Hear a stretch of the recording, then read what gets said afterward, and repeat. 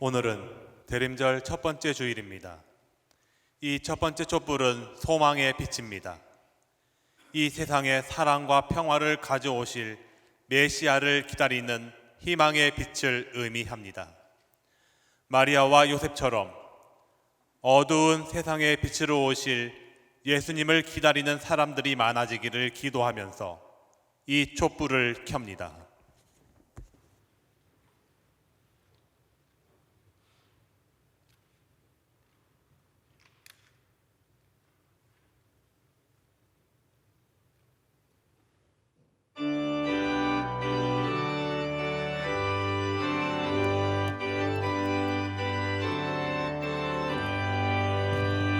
찬양 성부 성자 성령 성삼위일체께 영원 무궁하게까지 영광을 돌리세 영광을 돌리세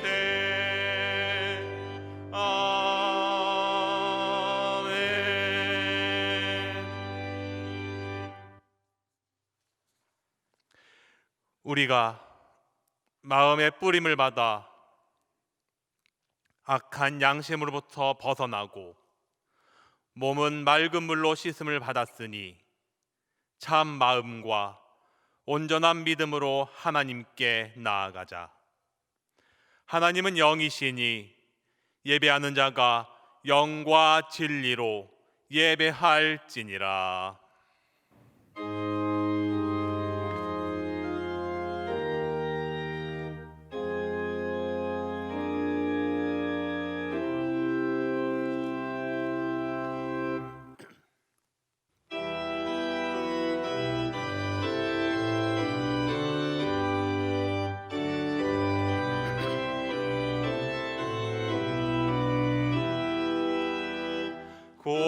고도소서 임마누엘 오 그와 소서 이스라엘 그 포로 생활 곧 알파 메시아 기다립니다.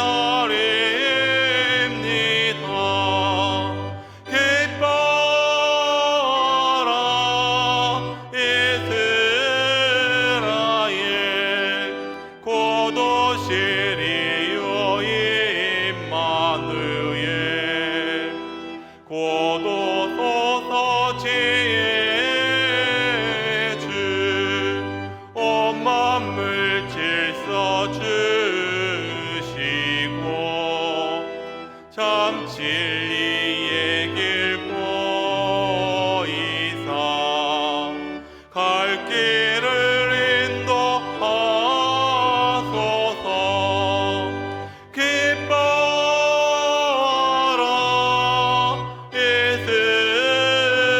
이스라엘 고도 시리요 임마누엘 고도소서 소망의 주 그 백성 한마음 이루어 시기와 분쟁 없애고 참 평화 채워주소서.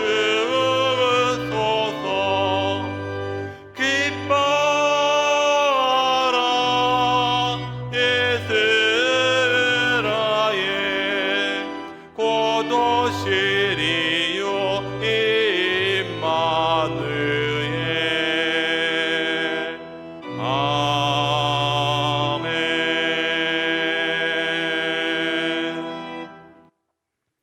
할렐루야. 찬송과 경배를 받으시기에 합당하신 하나님 아버지, 죄인들을 구원하시려고 이 땅에 오신 예수님을 사모하며 대림절 첫 번째 주일 예배를 드립니다. 성령님께서 친히 이곳에 임하시어 예배하는 우리의 몸과 마음을 거룩하게 구별하여 주시고 저희가 드리는 찬송과 기도와 예물을 받아 주옵소서. 또한 만세 전부터 예비하셨던 말씀과 은총으로 저희들의 심령을 충만하게 채워 주옵소서. 이 시간 세상과 나는 간 곳이 없게 하시고 오직 나를 구원하신 그리스도만 보이게 하옵소서.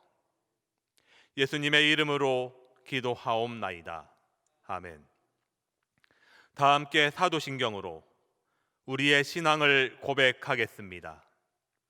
나는 전능하신 아버지 하나님, 천지의 창조주를 믿습니다.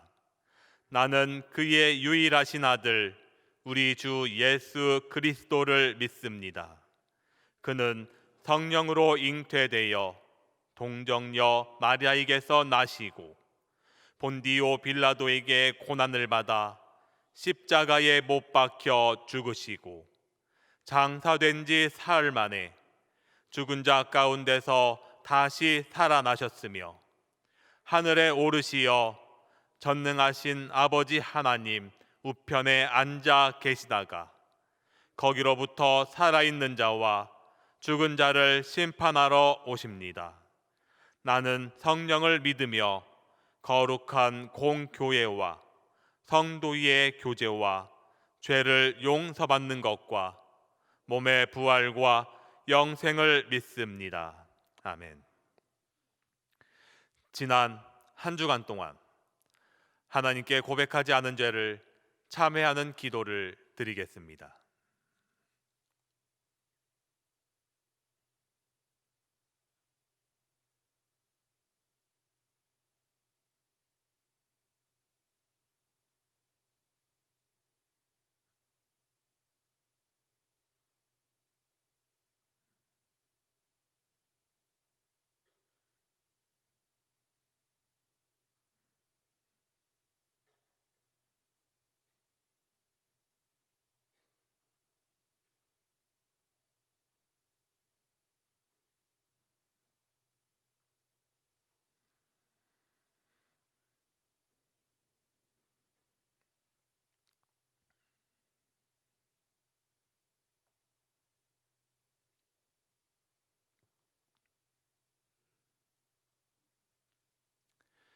이 시간 하나님께서 출애굽기 34장 6절에서 7절의 말씀을 사죄하는 말씀으로 주십니다.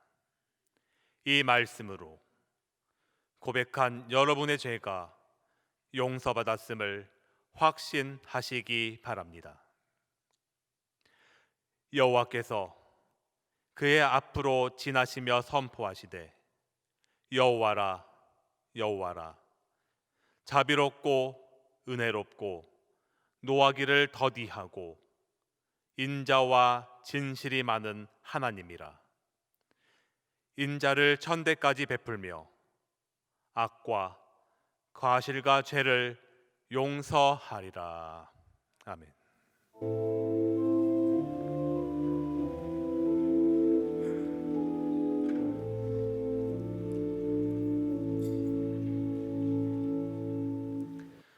성시교독 115번 구주강림 1입니다.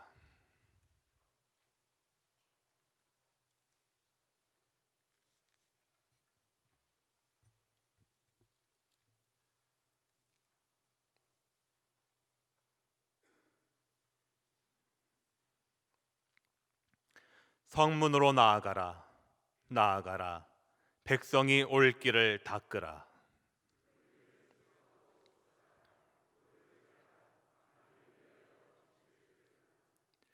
여호와께서 땅 끝까지 선포하시되 너희는 딸 시온에게 이르라. 보라, 내 구원이 이르렀느니라.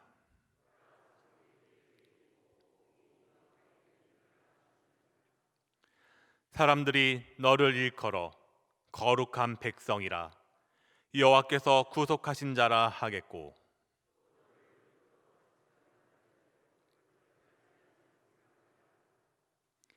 선지자 이사야의 책에 쓴 바 광야에서 외치는 자의 소리가 있어 이르되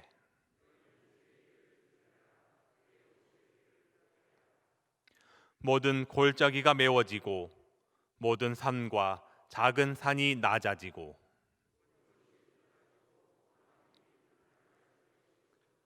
모든 육체가 하나님의 구원하심을 보리라 함과 같으니라. 아멘.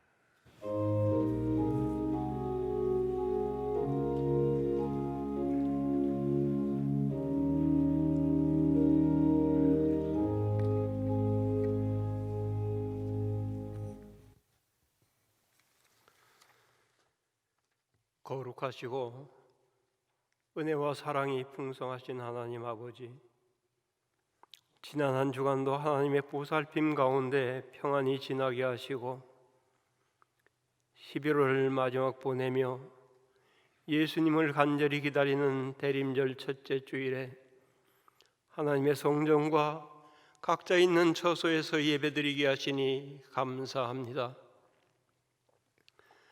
하나님만이 우리의 방패시요 피난처시며 구원자이심을 고백하며 예배를 올려드리오니 찬양과 영광을 받아 주시옵소서. 이 시간 오직 하나님의 은혜를 사모하며 머리를 숙입니다. 코로나19로 인한 팬데믹 상황 속에서 우리들의 일상이 파괴되고 막연한 두려움으로 전전긍긍하는 우리의 모습 속에서 너무나 나약한 우리의 모습을 바라보며 우리의 교만을 내려놓습니다. 하나님의 도움을 기다리며 겸손하게 오래 참음의 은혜를 깨닫게 하심도 감사합니다. 우리가 누려왔던 행복한 일상이 모두 하나님의 은혜였음을 이제야 깨닫고 감사합니다. 하나님, 우리의 믿음 없고 우리의 어리석음이 하늘을 찔렀음을 회개하오니 용서하여 주시옵소서. 하나님, 지금 이 시간에도 무서운 질병의 위협 속에서 많은 사람들이 쓰러져 가고 있습니다. 하나님, 이 땅을 불쌍히 여기시고 치유의 은총을 내려주시옵소서. 질병 퇴치를 위해서 애쓰는 모든 이들에게 지혜와 건강을 허락해 주시고 치료제와 백신이 속히 개발되어 일상으로 돌아갈 수 있는 은혜를 내려주시옵소서. 어려운 상황 속에서 예수님을 따르는 우리가 빛과 소금의 역할을 하고 있는지를 돌아봅니다. 어두운 세상을 밝게 비추며 살고 있는지, 내 이웃을 외면하며 살고 있지는 않은지, 예수님께서 우리를 위해 십자가를 지셨듯이 우리도 우리에게 주어진 십자가를 기쁘게 지고 사랑을 실천하며 이웃의 손을 잡아주는 따뜻한 그리스도인으로 살아가게 하옵소서. 너희는 이 세대를 본받지 말고 오직 마음을 새롭게 함으로 변화를 받아 하나님의 선하시고 기뻐하시고 온전하신 뜻이 무엇인지를 분별하도록 하라 하셨사오니 우리에게 지혜와 명철을 허락하시사 하나님의 뜻을 깨달아 알게 하시고 말씀대로 따라 살아가며 하나님의 나라를 확장하는 일에 매진하게 하옵소서. 나라를 이끌어가는 지도자들에게 지혜를 주셔서 나아가야 할 방향을 정확히 바라보게 하시고 올바른 선택을 할 수 있는 지혜를 허락하여 주옵소서. 진정으로 나라를 사랑하는 마음을 가지고 올바로 국정을 이끌게 하시고 온 국민이 하나 되어 서로의 어려움을 돌아보며 한 마음으로 이 환난을 이겨내게 하옵소서. 먼저 우리 크리스찬들이 자유대한민국을 위해 기도하며 높은 가치관과 도덕성을 가지고 이웃에게 본을 보이게 하시고 주님 섬기듯 이웃을 섬기는 아름다운 삶으로 인도하여 주옵소서. 우리가 좋은 성도가 되기를 힘쓰므로 좋은 교회, 더 좋은 교회, 세상의 희망이 되는 교회로 나아갈 수 있도록 인도하여 주시옵소서. 우리 원로 목사님의 건강을 지켜주시고 여생을 은혜로 인도하여 주옵소서. 이 시간 담임 목사님께서 하나님의 말씀을 전하실 때 성령 하나님께서 함께 하시사 예배드리는 초소마다 말씀이 능력으로 나타나는 은혜의 역사를 내려주시옵소서. 특별히 병상에서 투병 중인 성도들이 있습니다. 그들의 간절한 기도가 치유의 역사로 응답되어지는 은혜를 부어주시옵소서. 하나님께 찬양드리는 유명지 성도에게 하나님의 은혜가 충만히 임하사 그의 앞날이 형통케 하여 주시옵소서. 우리를 지키시고 늘 동행하시는 예수님의 이름으로 기도드리옵나이다. 아멘.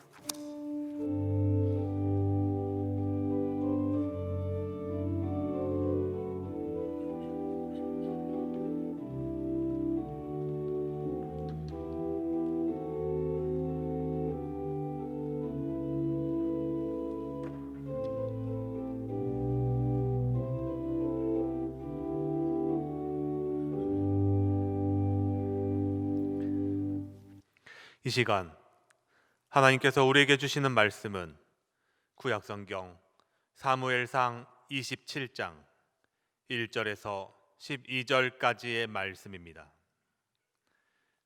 제가 보는 성경으로 구약 454쪽입니다.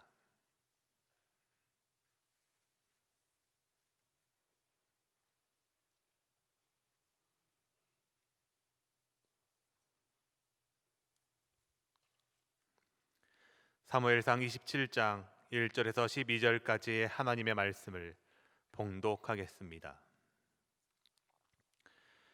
다윗이 그 마음에 생각하기를 내가 후일에는 사울의 손에 붙잡히리니 블레셋 사람들의 땅으로 피하여 들어가는 것이 좋으리로다.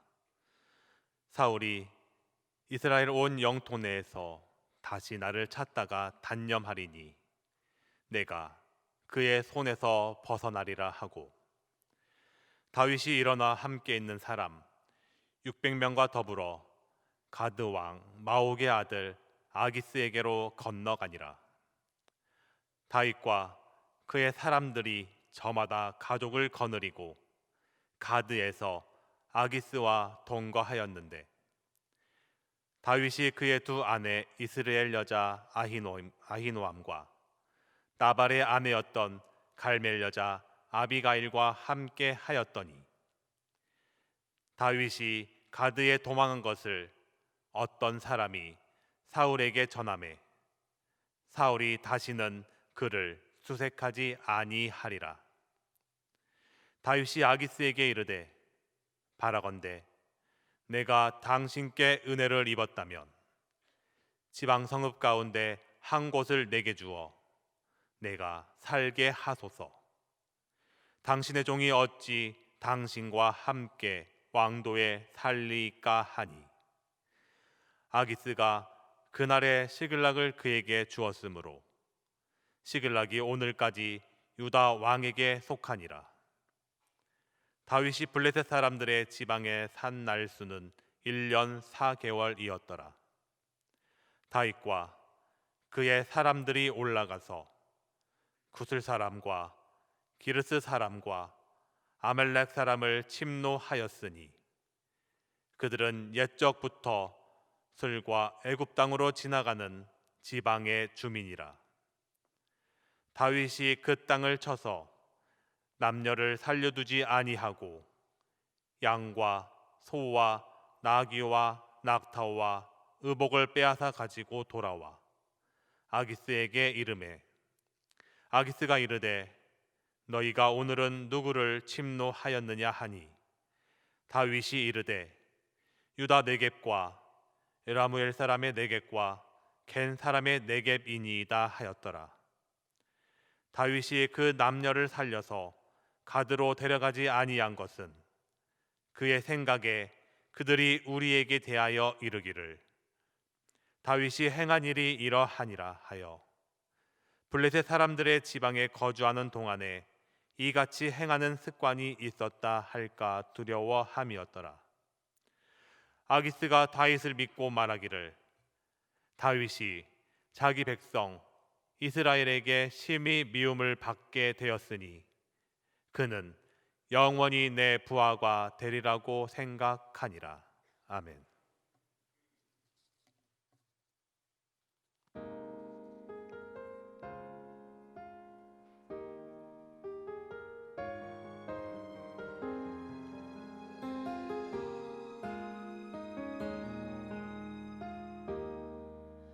천번을 불러봐도 내 눈에 눈물이 멈추지 않는 것은 십자가의 그 사랑, 나를 살리려 지신 그 십자가, 모든 물과 비 나의 더러운 죄 씻으셨네.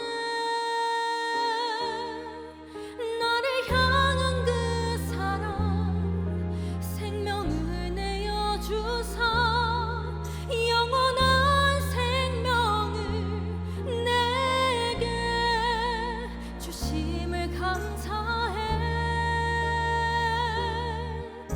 천번을 불러도 내 눈에는 눈물이 멈추지 않는 것은 십자가의 그 사랑, 나를 살리려 하늘 보좌 버리신 나를 사랑하신 분, 그분이 예수요.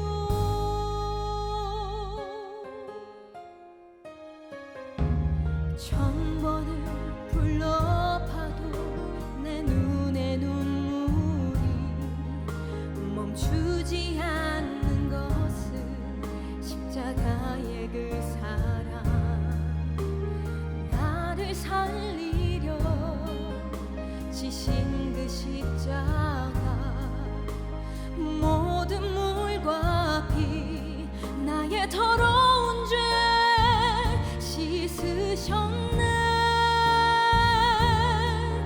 나를 향한 그 사랑, 생명을 내어주사 영원한 생명을 내게 주심을 감사해. 천번을 불러도 내 눈에는 눈물이 멈추지 않는 것은 십자가의 그 사랑, 나를 살리려 하늘 보좌 버리신 나를 사랑하신 분, 그분이 예수요. 천번을 불러도 내 눈에는 눈물이 멈추지 않는 것은 십자가의 그 사랑, 나를 살리려 하늘 보좌 버리신 나를 사랑하신 분, 그분이 예수요. 나를 사랑하신 분, 그분이 예수요.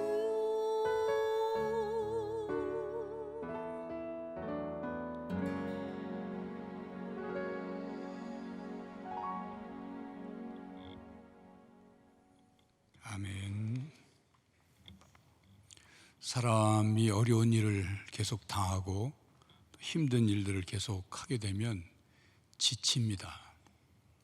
지칠 경우에 생각이나 또 판단력이 흐려집니다.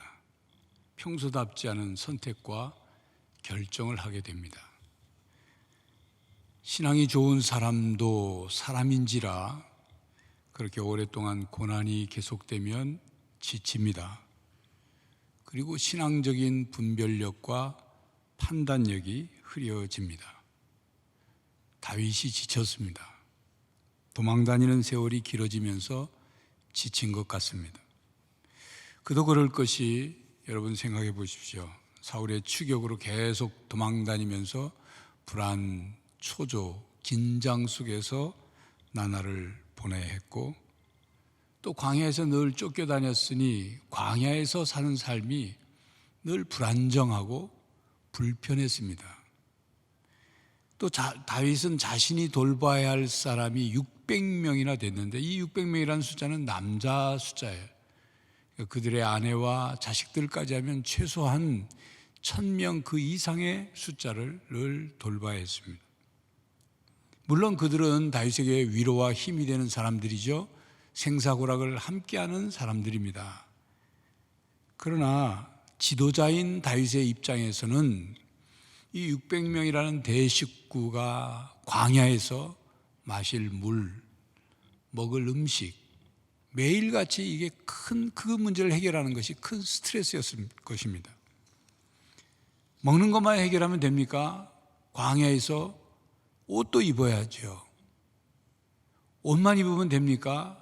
부부가 사는데 거기에 아이도 태어날 거고 그 아이가 자라나고, 그리고 계속인가 뭔가 해결해 줘야 될 그런 과제들이 계속 생겨납니다. 또 모든 것을 포기하고 다윗과 함께하는 그 사람들에 대해서 끝까지 책임을 져야 하는 책임감, 그리고 이 쫓겨다니는 이 아웃사이더의 삶을 언제까지 하도록 해야 하는가? 다윗만이 아니라 그와 함께한 사람들을 언제까지 이걸 해야 되나? 이 문제를 해결해야 된다는 이 중압감, 그 모든 것이 다윗을 짓눌렀을 것입니다. 시편 22편 15절 다윗의 시에 보면 내 힘이 말라 질그릇 조각 같고 내 혀가 입천장에 붙었나이다. 주께서 또 나를 죽음의 진토 속에 두셨나이다.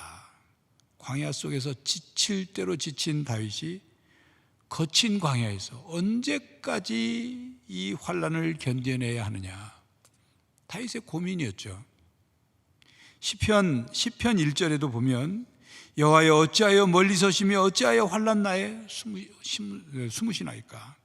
시편 13편 1절에 여호와여 어느 때까지니까 나를 영원히 잊으시나이까. 주의 얼굴을 나에게서 어느 때까지 숨기시겠나이까. 다윗은 낙심과 절망 속에서 하나님께 자기 마음을 쏟아놓으며 부르짖고 있습니다. 하나님의 약속을 붙잡고 있으면서도 그 힘들고 어려운 그런 상황에서 지쳐있는 다윗의 절규를 엿볼 수가 있습니다. 다윗은 하나님께서 자신의 대적자들을 반드시 벌하실 것을 믿었죠. 그런데 그 쉽게 해결되지 않으니까 엔게디 광야에서 다윗은 사울을 죽일 수 있는 기회가 있었지 않습니까? 그런데 죽일 수 있는, 보복할 수 있는 기회를 죽이지 않고 멈췄죠. 그리고 나중에 사울에게 얘기를 합니다. 왕을 내가 죽일 수 있었음에도 내가 죽이지 않았습니다. 사울이 그걸 듣고는 내가 잘못했다. 그리고 마치 다윗을 안 죽일 것처럼 말을 했는데 금방 언제 그러냐는 듯이 또 다윗을 죽이려고 추격하니까 변하지 않는 사울 왕을 보고 다윗은 계속 마음에 스트레스가 되고 지치는 거죠. 두 번째 사울을 죽일 수 있는 기회가 왔을 때도 죽이지 않았습니다, 다윗이. 그리고 나중에 그 다윗이 사울에게 그걸 또 얘기하니까 사울이 내가 잘못했다, 또 내가 죄를 지었다, 이제 다윗아 널 죽이지 않을 테니까 내게 돌아와라, 그렇게 말을 했어요. 그런데 다윗은 사울에게 돌아가지 않았어요. 왜요? 사울이 언제 변할지 모르니까. 결국 다윗이 예측한 것처럼 사울이 다시 또 다윗을 추격합니다. 죽이려고. 다윗은 광야로부터 블레셋 땅으로 도피하기 위하여 계획을 세웠습니다. 다윗에게 한계가 온 것일까요? 오늘 본문 1절 2절이죠. 다윗이 그 마음에 생각하기를 내가 후일에는 사울의 손에 붙잡히리니 블레셋 사람들의 땅으로 피하여 들어가는 것이 좋으리로다. 사울이 이스라엘 온 영토 내에서 다시 나를 찾다가 단념하리니 내가 그의 손에서 벗어나리라 하고 다윗이 일어나 함께 있는 사람 600명과 더불어 가드왕 마옥의 아들 아기스에게로 건너가니라. 다윗은 3,000명의 정예부대를 이끌고 계속 추격하는 사울의 손에서 벗어나는 길은 사울이 들어올 수 없는 땅, 블레셋 땅으로 들어가는 것이라고 생각을 한 것입니다. 다윗이 블레셋 땅으로 도피한 것은 두 번째죠. 첫 번째는 다윗 혼자 갔고, 두 번째는 지금 600명 그 이상의 많은 숫자를 데리고 아기스 왕에게 갑니다. 다윗이 처음 갔을 때는, 블레셋 땅에 처음 도피해 갔을 때는 그 블레셋 땅에 그 많은 사람들이 다윗을 경계했죠. 그래서 막 미친 척했지 않습니까? 그런데 이번에는 많은 숫자를, 많은 군사를 데리고 갔는데도 잘 받아줘요. 왜 받아줬을까요? 다윗과 사울의 불편한 관계를 블레셋 사람들이 잘 알고 있었습니다. 그리고 적의 적은 친구가 될 수 있다는 말이 있는 것처럼 블레셋은 블레셋의 적인 사울, 그리고 그 사울의 적인 다윗과는 친구가 될 수 있었다, 그런 말입니다. 다윗이 블레셋 땅 가드로 도망갔다는 소식을 들은 사울은 다시는 다윗을 추격하지 않았다고 성경에 기록하고 있습니다. 본문 4절이죠. 다윗이 가드에 도망한 것을 어떤 사람이 사울에게 전하매 사울이 다시는 그를 수색하지 아니하니라. 다윗의 입장에서 보면 자신이 참 선택을 잘했다, 이렇게 생각할 수 있어요. 사울이 두려워서 블레셋으로 망명했는데 사울의 추격이 멈췄으니 탁월한 선택을 했다고 만족할 수 있지 않겠습니까? 그런데 여러분, 그때부터 다윗은 이중 생활을 해야 했습니다. 아기스 왕이 기대하는 것처럼 철저히 이스라엘과 대적 관계로 살 것인지, 아니면 이스라엘과 우호적 입장이 되어 아기스 왕에게 응징을 당하든지, 둘 중에 하나를 선택해야 했습니다. 그런데 다윗은 이 두 가지 사이에서 줄타기를 하기 위해서 아기스 왕에게 시글락을 달라, 시글락에서 살겠다. 시글락은 가드에서부터 상당히 멀리 떨어져 있는 도시입니다. 지도에 보시는 대로 빨간 표시가 되어 있죠. 아래쪽에 블레셋 땅이지만 블레셋 사람들이 거주하지 않는 땅, 그리고 이스라엘과는 가까운 곳이었습니다. 본문 5절 6절이죠. 다윗이 아기스에게 이르되 바라건대 내가 당신께 은혜를 입었다면 지방 성읍 가운데 한 곳을 내게 주어 내가 살게 하소서. 당신의 종이 어찌 당신과 함께 왕도에 살리까 하니 아기스가 그날에 시글락을 그에게 주었으므로 시글락이 오늘까지 유다 왕에게 속하니라. 나중에는 이스라엘 땅이 됐다는 그 얘기죠.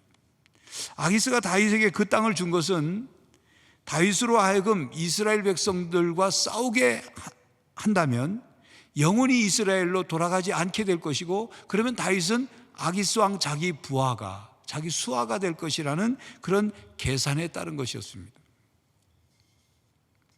여러분, 성경에 보면 지금 어려운 환경을 피해서 다른 곳으로 옮겨갔다가 문제를 만난 경우들이 많이 나옵니다. 아브라함이 그랬죠. 하나님이 아브라함을 갈대아 우르에서 떠나서 하나님이 지시할 땅, 약속하신 땅 가나안 땅으로 오도록 하셨어요. 그리고 그 가나안 땅을 주시겠다고, 아브라함과 아브라함 후손에게 주시겠다고 약속하셨어요. 그래서 하나님은 아브라함이 가나안 땅을 떠나지 않기를 원했어요. 왜? 그거 주신 땅이니까. 그런데 가나안 땅에 기근이 왔어요. 아브라함이 기근이 오니까 곡식을 찾아서 애굽 땅으로 갑니다. 근데 애굽 땅에 가서 별일이 없었으면 좋겠지만 그 아브라함의 아내 사레가 예뻤나 봐요. 그래가지고 애굽 땅의 남자들이 다 눈독을 들여요. 그리고는 애굽 왕 바로가 사레를 불러들이는데, 왜 불러들이게 됐느냐 하면 아브라함이 자기 목숨, 자기 아내를 눈독 들이는 남자들에게서 자기 목숨을 부지하려고 아내라고 얘기해야 되는데 누이라고 얘기한 거예요. 그러니까 다른 남자들이 볼 때는 아내가 아니니까 취해도 되겠다. 애굽 왕이 사례를 불러서 취하려고 하는 그 순간 하나님의 애굽 왕의 집에 재앙을 내려서 그 사례를 지켜주시죠. 큰 위기를 당할 뻔한 겁니다. 룻기를 보면 엘리멜렉과 나오미 가정이 가나안 땅, 이제 하나님이 약속한 땅을 지파별로 다 분배받아 살다가 이제 기근이 왔어요. 이스라엘 땅에도. 베들레헴에서 살다가 기근이 오니까 모압 땅이 좀 곡식도 있고 살만하다 생각해서 그쪽으로 이주를 한 거예요. 모압 땅으로. 그래서 하나님의 백성이 하나님이 주신 땅을 버리고 모압 땅, 이방 땅으로 가버린 거예요. 그런데 모압 땅에 가서 잘 살았으면 좋은데 이주에 간 그 엘리멜렉이 죽습니다. 그리고 그곳에 이주해서 모압 여인들과 결혼을 시킨 두 아들 말론과 기럨 또 그 후에 또 죽어요. 둘 다. 그러니까 그 집엔 나오미, 시어머니 나오미하고 며느리 둘만 남아요. 한 가정에 다 남자들은 죽고 세 여인만 남아요. 얼마나 비참한 상황이 되었습니까? 성도 여러분, 우리가 조금 더 버티지 못하고 무너질 때, 조금 더 붙잡지 못하고 놓칠 때, 우리가 조금 더 삶의 문제의 중압감을 견뎌내지 못할 때 잘못 선택하는 경우가 많습니다. 많은 경우 현실에서 도피하려고 하죠. 어떤 사람은 극단적인 선택을 합니다. 어떤 사람은 현실에서 도피하고 싶어서 중독에 빠져요. 마약이나 게임이나 막 중독에 빠져 살아요. 어떤 사람은 사람들을 피해 도망갑니다. 우울증과 같은 정신적인 문제가 생겨서 더더욱 안으로만 숨습니다. 여러분, 그렇게 피한다고 해결되는 게 아니죠. 문제는 그대로 있는 거예요. 자신의 마음에 병만 생기고 살만 무너지는 것입니다. 여러분, 그래서 믿음이 필요합니다. 그래서 믿음이 중요한 겁니다. 믿음은 버티는 힘입니다. 하나님의 약속을 붙잡고 버티는 거예요. 참고 견디는 거예요. 그게 믿음이에요. 지금 우리가 낭떠러지 끝에 서 있는 것이 아니라 터널을 지나고 있음을 깨닫고 소망의 끝을 바라보며 견뎌내는 것이 믿음입니다. 하나님 안에서 견뎌내는 것이 믿음입니다. 사람의 입장에서 최선이라고 한 것이 최악이 될 수 있습니다. 사람의 입장에서 그 상황에서는 누구든지 다 그렇게 할 수밖에 없다고 생각되어 행한 일이 상황을 더 악화시키는 일들이 있습니다. 그 당시에는 그 길밖에 살 길이 없다고 생각해서 그렇게 했는데 그렇게 행한 것이 후에는 자충수가 되어서 자신을 목조이고 자신의 삶을 무너뜨리는 경우들이 있습니다. 다윗의 입장에서는 블레셋 땅으로 도피하는 길만이 최선이라고 생각하겠지만 도피 후에 벌어질 여러 가지 문제들을 극복해야만 했습니다. 이상스럽게도 다윗이 블레셋 땅에 가면 다윗은 진실할 수가 없었습니다. 다윗이 노베 성전에 가서 아히멜렉 제사장을 만난 후에 블레셋 땅으로 도피해 갔죠. 그런데 블레셋 땅에서 다윗을 알아보고 왕과 신하들이 막 경계를 하니까 침을 질질 흘리며 미친 사람처럼 해야 됐어요. 자신의 모습 그대로 솔직하게 얘기하지를 못했어요. 그들을 속여서 목숨을 구해야 했습니다. 이제 두 번째, 다시 지금 블레셋 땅으로 갔죠. 이 두 번째는 지난번처럼 미친 사람처럼 그렇게 연기를 할 필요는 없지만 시글락에 살면서 자신의 정체가 탄로나지 않게 그들을 속여야 했습니다. 아기스 왕은 다윗이 완전히 사울과 대적 관계가 되어서 이스라엘을 버렸다고 생각하도록 다윗이 그렇게 행동해야 했어요. 다윗은 시글락에 거주하면서 양식을 조달하기 위해서 약탈을 해야 했습니다. 그래서 부하들을 데리고 다니면서 이방 민족을 침략하여 필요한 물품들을 조달했습니다. 8절에 보면 다윗과 그의 사람들이 올라가서 그술 사람과 그 기르스 사람과 아멜렉 사람을 침노하였으니 그들은 옛적부터 술과 애굽 땅으로 지나가는 지방의 주민이라. 다윗은 양식과 필요한 물품을 조달하기 위해서 자기 민족 이스라엘을 치지 않았어요. 습격하지 않았어요. 이스라엘의 적국을 대상으로 습격을 하였습니다. 하지만 아기스 왕에게는 다윗이 이스라엘과 적대 관계가 되었다는 인상을 심어줘야 했기 때문에 자신의 정체가 자신이 어떤 일을 하고 하는지를 탄로나지 않도록 하기 위해서 적국을 약탈할 때 어떤 단서나 증거가 남지 않도록 여자와 아이들까지 다 죽였어요. 그 당시에는 여자 아이들을 이 포로로 노예로 잡아오는데 살려두면 그들이 이스라엘 사람들이 아닌 것을 알게 되니까 다 죽여버린 거죠. 그리고 아기스가 묻습니다. 오늘 너희가 누구를 습격했느냐? 이렇게 물으면 다윗이 이방 민족입니다. 이렇게 대답하지 않고 유다 남쪽 지역을 습격했습니다. 여라무엘 족속의 남쪽 지역을 습격했습니다. 겐 족속의 남쪽 지역을 습격했습니다. 그렇게 대답했어요. 사실은 이스라엘 지역이 아닌 다른 지역을 습격했음에도 불구하고 이스라엘을 습격한 것처럼 속였어요. 거짓말로 대답을 한 거죠. 계속해서 다윗은 그곳에서 거짓말을 해야만 했습니다. 9절 이하의 내용이 그 내용이죠. 다윗의 대답을 들은 아기스는 다윗이 자기 동족에게 미움받을 짓, 이스라엘에게 미움받을 짓을 했으니 이제는 다윗이 자기 부하가 되었다, 그렇게 생각하고 전적으로 신뢰를 했습니다. 12절이죠. 아기스가 다윗을 믿고 말하기를 다윗이 자기 백성 이스라엘에게 심히 미움을 받게 되었으니 그는 영원히 내 부하가 되리라 생각하니라. 다윗은 시글락에서 조국을 버린 배신자 행세를 하면서 아기스에게 철저히 사기를 친 겁니다. 다윗이 왜 그렇게 되었을까요? 다윗은 블레셋 시글락에 거주하면서 거짓말을 하면서 아기스 왕의 눈치를 보며 이중 생활을 해야 했습니다. 다윗이 왜 그렇게 됐을까요? 다윗이 지쳤죠. 오랜 세월을 지나면서 한계가 온 것입니다. 인간적으로 보면 다윗이 불쌍합니다. 어쩔 수 없이 블레셋 땅으로 도피하여서 거짓말을 하고 이중 생활을 해야만 하는 그 다윗, 그렇게 해서 목숨을 연명해야 하는 그 다윗이 불쌍하죠.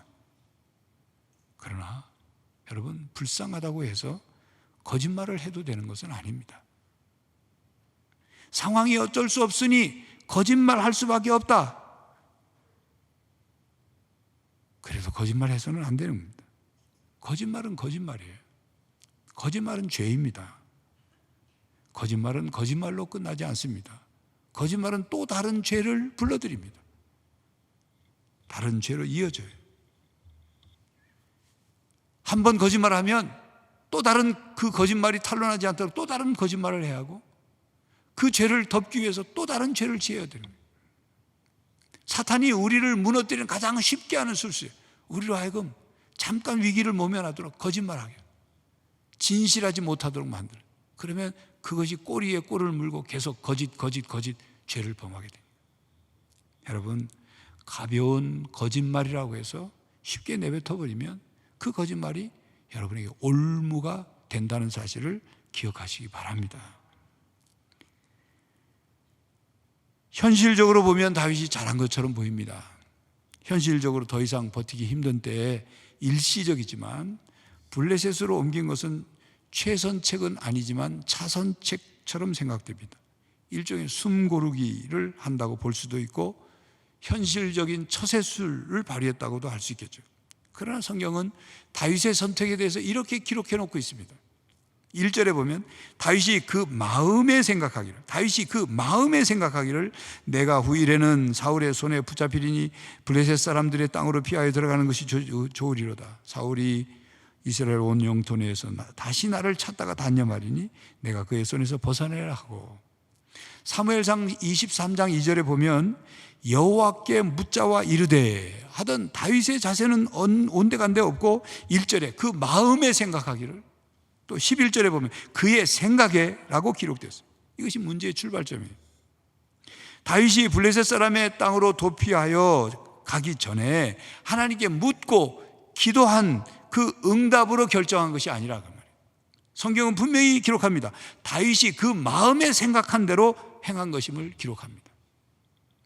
이것은 위기를 만나면 하나님께 묻고 기도하던 다윗은 온데간데 없고 자기 마음에 생각하는 대로 블레셋 땅에 갔음을 성경은 기록하고 있습니다. 이것은 하나님과 의논하는 인격적인 대화와 교제가 그런 끈긴 다윗의 모습을 보입니다.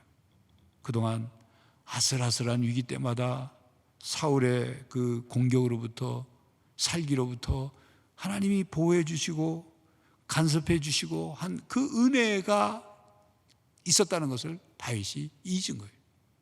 그 은혜로 보호받고 있으면 유대 땅에서도 보호받을 수 있는데요, 너무나 지친 나머지 그것을 떠난 거죠. 자기 마음의 생각에 떠오른 대로 행한 것입니다.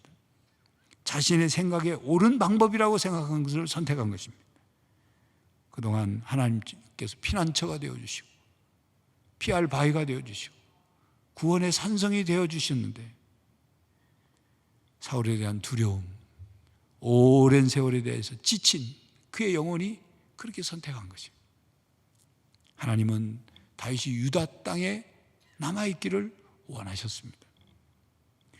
성도 여러분, 우리가 지금 당장은 내 생각에 내 지혜로 잘한 것 같을지라도 죄를 지으며 잘 되는 것, 그것은 결코 하나님이 주시는 복이 아닙니다. 그렇기 때문에 왜 우리에게 쉬지 말고 기도하라고 하시는지를 우리 깨달아 언제나 하나님께 묻고 기도하며 행할 수 있기를 바랍니다.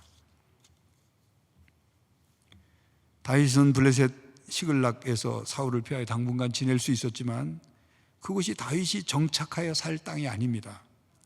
그곳에서 블레셋 왕인 아기스의 눈치를 보며 지내라고 하나님이 다윗에게 기름 부으신 거 아니에요. 그곳에서 지나다 보면 끊임없이 이스라엘을 대적해야 하고 블레셋 편에 서야 하고 자기 동족을 향해 칼과 창을 휘둘러야 할 순간이 오게 되는 거예요. 그러니 더 이상 그곳에 있으면 안 되는 거죠. 다윗은 시글락에서 1년 4개월을 지났습니다. 날짜로는 487일. 그동안의 이중 생활은 마치 다윗의 그 이중 생활은 이 땅에서의 우리의 삶과도 같습니다. 다윗은 시글락이라는 블레셋 땅에 살고 있지만 블레셋 백성이 아닙니다. 이스라엘 백성이죠. 시글락은 다윗과 그와 함께하는 사람들에게 잠시 거쳐가는 것이지 영구한 정착지가 아닙니다. 다윗과 그들에겐 그 블레셋은 이방 나라이지 자기 나라가 아닙니다. 시글락에서의 다윗은 도피자이고 나그네이고 외국인입니다. 그러나 다윗은 시글락에서의 삶을 마치고 난 후에는 이스라엘의 왕이 되었죠. 그것은 마치 우리가 이 땅에서 나그네요 외국인으로 살다가 하나님 나라에서 왕 같은 백성이 되는 것을 단면으로 보여주는 모습입니다.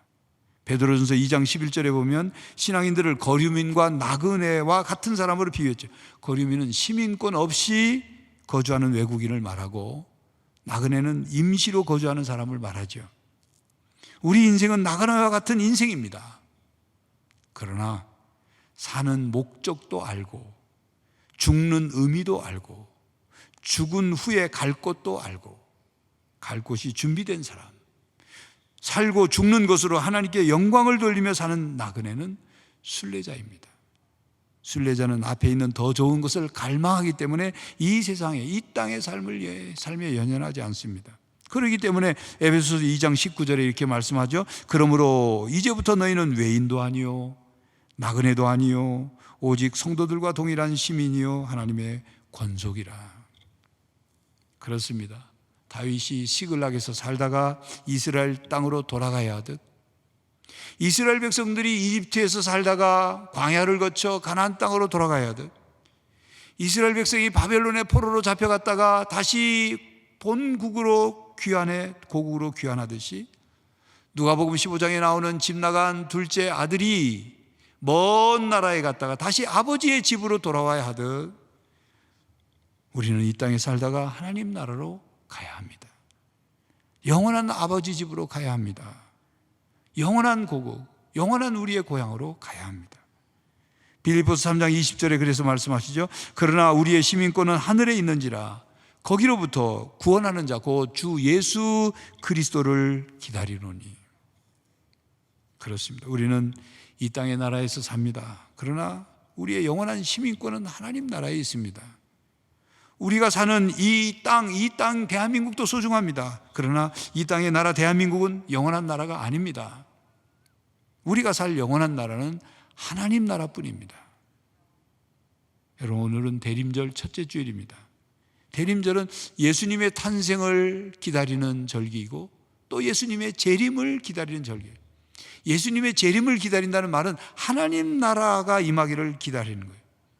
하나님 나라에 들어가기 위해서 준비하는 계절, 절기, 이 대림절입니다. 우리는 두 나라의 시민권을 가지고 살아갑니다. 우리는 대한민국이라는 나라에서 살면서 하나님 나라의 시민권을 가진 사람으로서 이 나라의 대한민국의 법보다 하나님 나라의 법을 지키며 살아가야 하는 것입니다.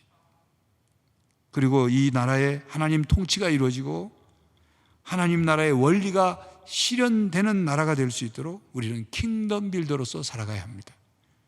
또 왕으로 오시는 주님을 마음속에 모시고 하나님 나라를 기다리며 하나님 나라의 거룩한 백성으로 살아가는 성도들이 되시기를 간절히 바랍니다. 기도하겠습니다. 하나님, 대림절을 맞아 주님의 탄생을 기다리고 주님이 다시 오심을 기다리고 하나님 나라가 온전히 이 땅에 이루어지기를 기다리며 저희들 이 절기를 지납니다.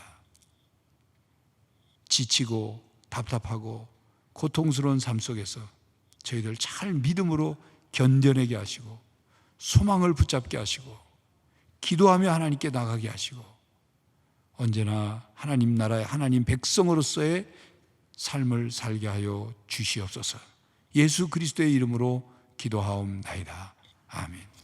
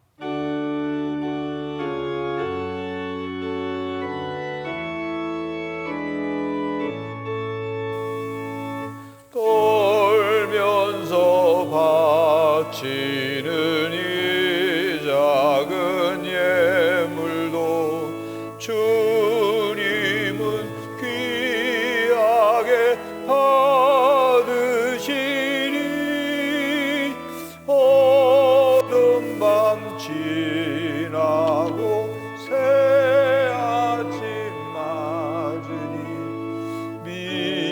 믿음과 소망을 늘 주시니.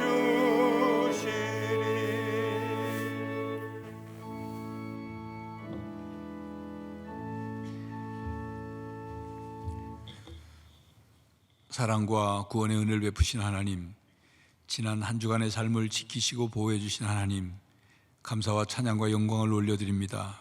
귀하고 복된 날 거룩한 주일 저희들을 불러주시고 저희들이 또한 믿음으로 응답하여 주의 전에 나와 예배하고 각 가정에서 또 예배하게 하시니 감사합니다. 모든 것을 둘러볼 때 참으로 어렵고 힘든 가운데서도 하나님의 은혜임을 깨닫고 감사함으로 이 시간 주께 예물을 올려드립니다. 모든 물질을 하나님이 주셨고 그 중에 일부를 저희들이 하나님께 드릴 수 있는 믿음을 주시니 감사합니다. 저희들이 드린 예물이 하나님 나라를 위해 사용되고 하나님의 뜻이 이 땅에 이루어지기 위하여 사용되게 하여 주시옵시고 저희들이 믿음으로 드렸사오니 하나님이 약속하신 대로 복에 복을 더하여 주시고 삶의 지역을 넓혀 주시고 환난에서 벗어나 근심이 떠나게 하시고 주의 손으로 우리를 붙들어 주시옵소서. 그리하여 차고 넘치는 부요함으로 가난하고 어려운 이웃들까지 돌아보며 나눌 수 있도록 베풀 수 있는 물질과 마음까지 허락하여 주시옵소서. 성도들의 가정마다 평안하게 하시고 건강하게 하시고 생업과 직장이 복의 통로가 되게 하시며 성도들의 자녀들이 참으로 이 땅을 변화시키는 사람으로 성장하며 살아갈 수 있도록 저들의 신앙과 학업과 그리고 취업과 결혼과 진로를 책임져 주시고, 특별히 다음 주에 있을 대학 입학 수학 능력 시험을 준비하고 있는 우리의 자녀들 건강하게 코로나19로부터 보호해 주시고 마음의 평안과 담대함을 주시며 하늘의 지혜와 총명을 부어 주시옵소서. 해외에 있거나 타지에 있는 천안주한 가족들과 군복무 중에 있는 장병들을 눈동자같이 지켜주시고, 또 고난 가운데 주께 믿음으로 부르짖는 성도의 기도에 응답하여 주시며, 육신의 질병과 마음의 병으로 지쳐있고 수술에 회복 중에 있거나 오랜 지병으로 투병 중에 있거나 양로원에 요양원에 있는 우리 어르신들까지 하나님 건강하게 하시고 치유하여 주시옵소서. 세계가 코로나19 바이러스로 인한 고통과 신음 속에 제3차 유행이 되고 있습니다. 하나님 긍휼을 베풀어 주시고 치유의 능력을 행하여 주시옵소서. 선교사들을 지켜주시고 우리 교회가 파송한 후원하는 페루, 몽골, 러시아, 온두라스, 베트남, 미얀마, 캄보디아 선교사와 가정과 사역을 지켜주시옵소서. 대한민국을 새롭게 하시고 마지막 때 대한민국의 사명을, 그 받은 사명을 감당하는 나라가 될 수 있도록 하나님 말씀 위에 세워지게 하여 주시옵소서. 저희 교회가 세상의 희망이 되길 원하오니 받은 사명 감당케 하여 주시옵시고, 특별히 다음 세대를 양육하는 교회학교 교사들에게 함께 하셔서 저들을 위로하시고 사명감을 새롭게 하시고 참으로 소중하고 귀한 그 일을 통하여 우리의 미래를 준비하게 하여 주시옵소서. 이제 또 새로운 주간 11월을 마무리하고 12월을 시작합니다. 하나님 저희들이 지혜 주시고 세월을 아끼게 하시고 하나님 동행하여 주시옵소서. 예수 그리스도의 이름으로 기도하옵나이다. 아멘.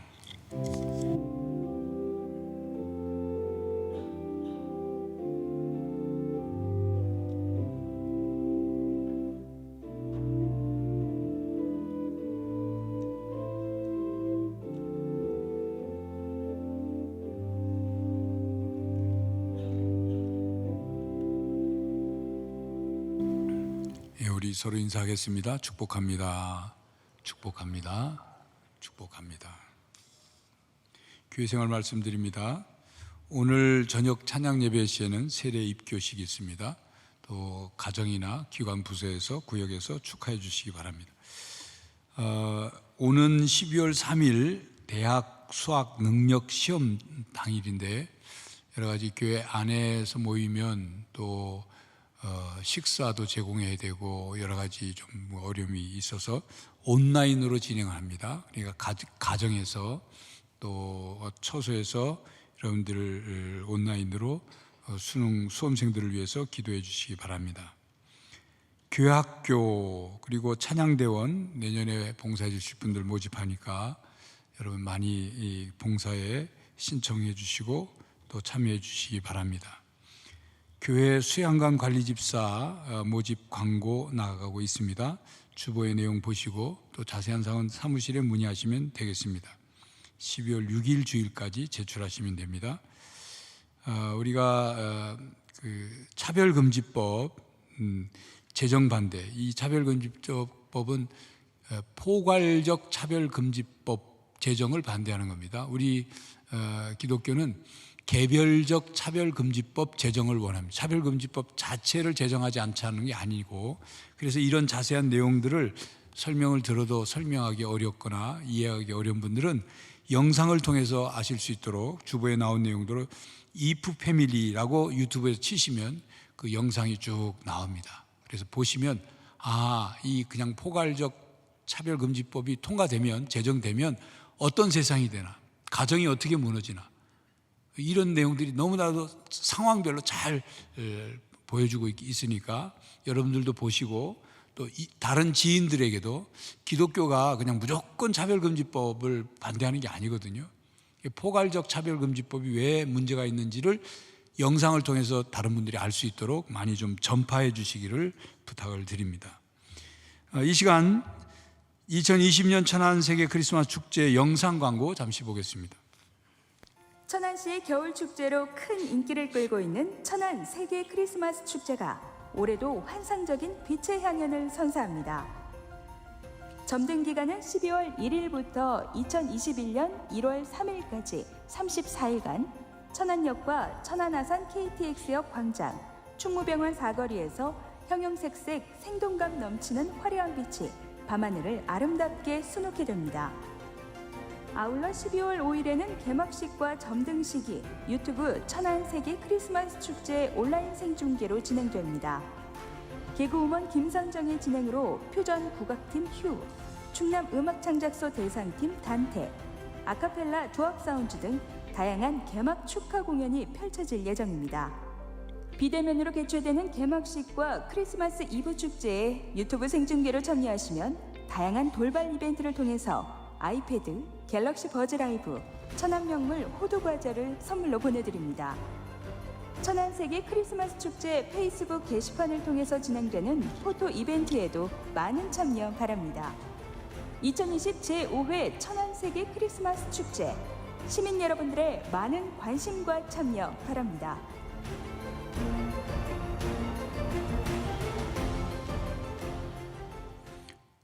코로나19 상황이라서 예년처럼 대대적으로 하질 못하고 또 개막식, 또 점등식, 또 크리스마스 이브 축제는 온라인으로 진행되고 또 이렇게 출이나 점등식을 합니다. 특별히 오늘 우리 찬양해 주신 유명지 자매도 개막식, 점등식 때 특별 찬양도 하고 하니까 여러분 유튜브를 통해서 많이 보시고 또 그 크리스마스 축제가 또 큰 어려움 없이 잘 진행될 수 있도록 기도해 주시기를 바랍니다. 내일과 모레 1박 2일간 교육자 인사 세미나 있습니다. 그동안 수고한 황희용 목사님이 오늘부로 사임하시게 되었습니다. 결혼 광고 있습니다. 2교구 26구역 장성일 장로, 주불의 권사 차남 장유한 군과 정봉숙 권사 장녀 김영진 양의 결혼식이 12월 5일 오전 11시 서울 베라카 채플 웨딩 2층 채플홀에서 있겠습니다. 4교구 2구역 전영업 집사 최숙 집사 장녀 전고은 양과 김헌희 씨, 유성숙 씨 장남 김찬규 군의 결혼식이 12월 5일 토요일 오전 11시 서울 더채플 앳 노년 5층 라메로홀에서 있겠습니다.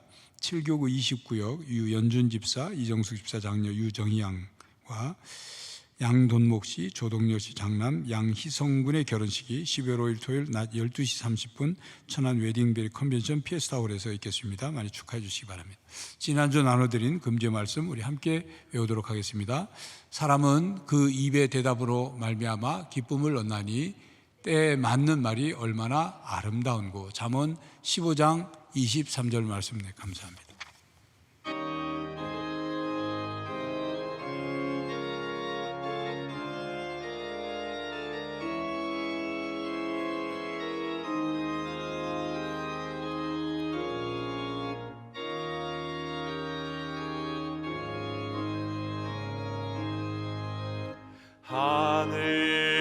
하늘에 계신 아버지 이름 거룩하사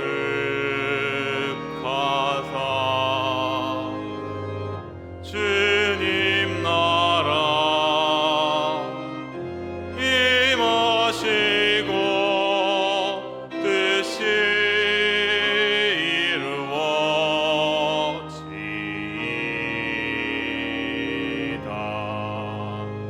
일용할 양식 주시고 우리들의 큰 죄 다 용서하옵시고 또 시험에 들게 마시고 악에서 구원하소서. 대개 주의 나라 주의 권세 주의 영광